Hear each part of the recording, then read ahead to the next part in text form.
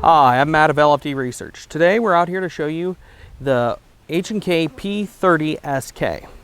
This is a really neat gun. It's a double single action. This one has no safety, but it does have a decocker back here. So if it's cocked like so, hit that button, drops the hammer, so you have a full double action trigger pull instead of just the very small and light single action to let her go. It's a really fun gun, and as you notice, it's about Glock 19's size. It's a small, well, 19. This is more of a 26 size. It's got 10 round capacity, but you can also use full-size P30 or VP9 mags. They're the same thing.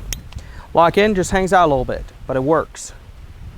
And of course, what you've come to know about HK is the beauty.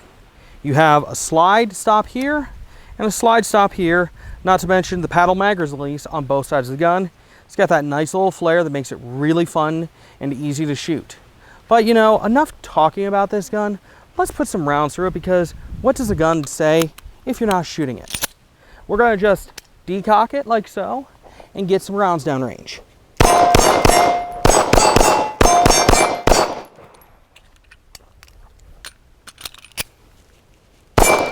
But you know what? What does that say about a gun? Let's go for a hostage target in double action. There you go, right around.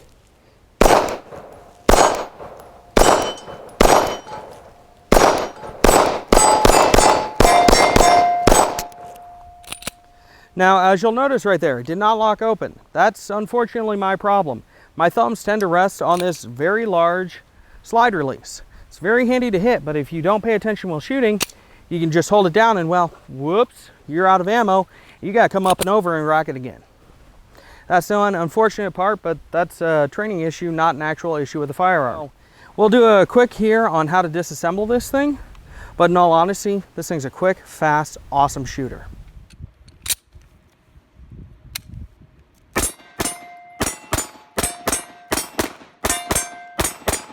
You'll notice that there's actually a couple of cuts right here.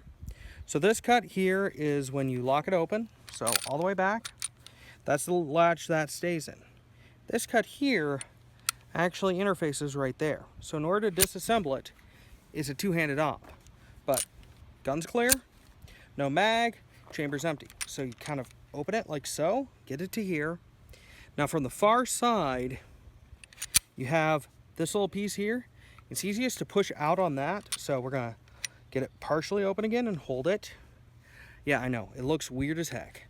You push, grab it, pull. At that point, you'll see there's red there. Just slides forward and off. Now, right here, the reason that works is you see that little cut in there? That little cut, when it's out of the way, locks it in place. But when the gun is disassembled, it moves to the center. That's interfacing right here with this. Otherwise, it'll lock right up here in front, and the recoil assembly is like so. That popped over again. So, this is a really difficult part to manufacture. It's kind of detailed, and you'll notice it's got to be hit from a lot of different angles. That's one reason why these P30s kind of get pricey. Is this piece alone is an expensive piece if you look at it. But reassemble just is like so, spring forward, and push like any other semi-auto. Get the spring locked in. Back here, push down, obviously. Then you line up the cut, push her through. Decocker works, so double action, single action. She's good to go.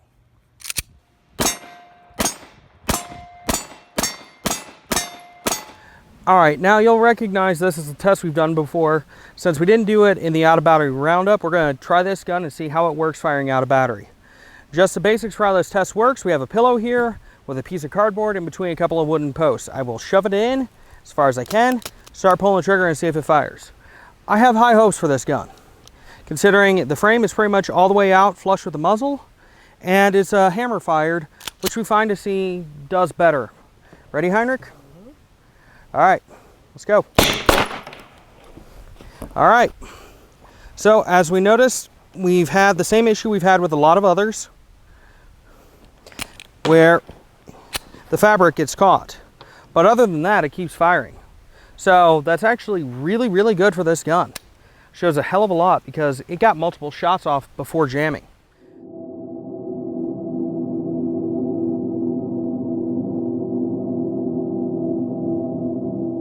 Now, as you've seen, this gun isn't perfect. No gun is, except that. Is it a good gun for what it does? Yes. I like the fact that it's 100% ambidextrous. I like the fact that it has no safety beyond a decocker. I like the fact that it actually runs pretty darn well when being shoved out of battery, because you really can't shove it out of battery. That's another bonus point for this. One downside, at least on this current model, which you can get models with night sights. The night sights are available aftermarket too. It's got these Novak style sights. Sorry, that's a little out of date. And the fact that it's true glow. Well, not true glow, but it's a day glow. So the sights on this thing only glow after exposed to light, and they stay lit for a while, but it's not the same as having true night sights. That's a little bit of a downside of the gun, other than the price tag, but even at that, you're getting a beautifully crafted gun with a very nice single action trigger and a double action trigger. And honestly, it's small, it's easy to carry, and it's really fun to shoot. I mean, I carry this thing as my daily carry. Will I change some things on it? Yeah. Do I want the VP9SK when it comes out? Heck yeah, because I'm gonna put a red dot on it. But that's because I'm crazy.